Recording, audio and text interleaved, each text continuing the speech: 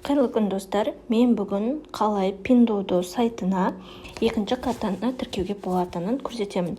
Қараңыздар, Pinduoduo сайтында өздеріңіз білетіндей Каспий Голд картасы тіркеледі, және де бір ерекшелігі екінші карта тіркеуге болады.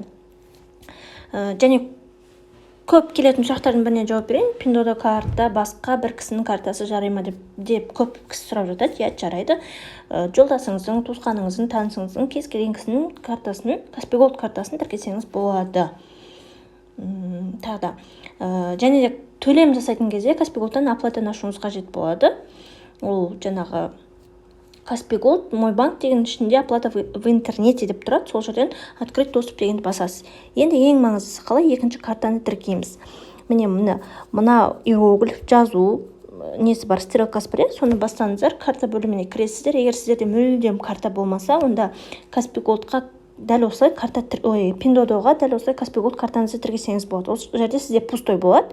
Менде қазір картам шығады. Міне көріп тұрғаныңыздай менің өзім Каспий Голд картам шығып тұр.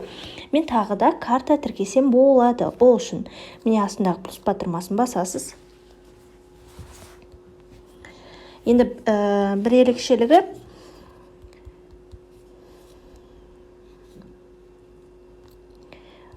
мұнда терсеңіздер болады, қараңыздар. Немесе міне мұн жерде, төменге түсесіздер, осылай сіздерде шығады, осылай төменге түсесіздер. Мұнда өздеріңіз вручную терсеңіздер болады. Немесе мына камераны бассаңыздар, осында сізге осылай шығады, осы жерге картаны қойсаңыздар болады. Сіздерге сонда скан жасап береді.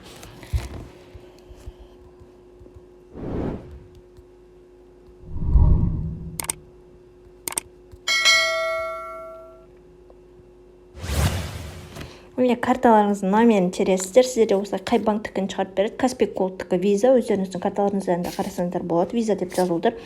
Мұна бірінші ол Каспий Голд картаңыздағы 16 цифрды тересіздер жаңағы шыққан жерге. Міне осылай сізге 16 цифрын соңғы санын көрсетіп тұрады, 4 сан. Енді сізге мынандай окно ашылады. Бұл жерге не тересіз? Бірінші аты жөніңіз, картаңызда қалай жазылған, дәл солай теріп шығасыз. Ол бізде обычно ағылшынша жазылып тұрады, жаңағы ағылшын әріптермен. Дәл соны теріп шығасыздар. Екінші, картаңыздың жарамдылық мерзімі, ол да дәл картада жазылып тұр, дәл сол нәрсені теріп шығасыздар. Ойдан ештеңе құрастырудың қажеті жоқ, бүгінгі күнді жазудың қажеті жоқ, тем более ешқандай ештеңе ойлап таппайсыздар, картада не тұр, дәл соны жазып шығасыздар.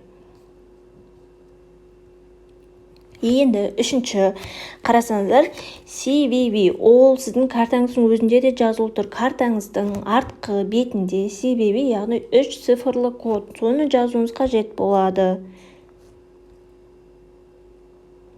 Содан соң қызыл батырманы басасыз. Міне менде екінші Каспий Голд картасы тіркелді. Дәл осылай былай плюсик батырмасын басып, карта қосып кете берсеңіздер болады, ода тұрған ешқандай қиындық жоқ. Енді төлем жасайтын кезде қалай болады деген сұрақ болады ғой. Кез келген бір киімнің, заттың примеріне көрсетейін. Міне басасыздар, төлем батырмасын басасыз. Кейде осылай шығады сіздерде.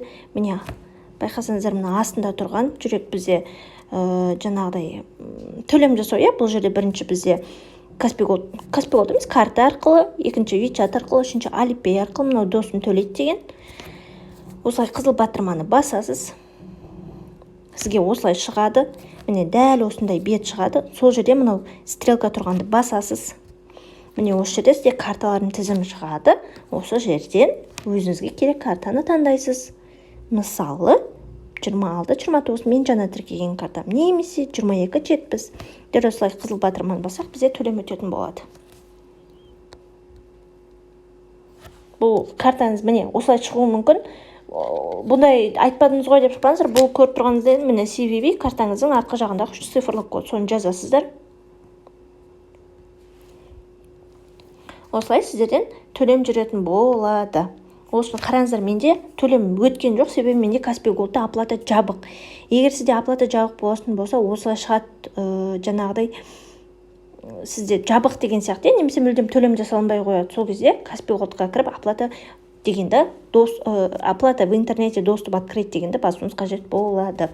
Ақпарат пайдалы болса, каналға тіркеліңіздер, лайк басыңыздар, достарыңызбен бөлісіңіздер.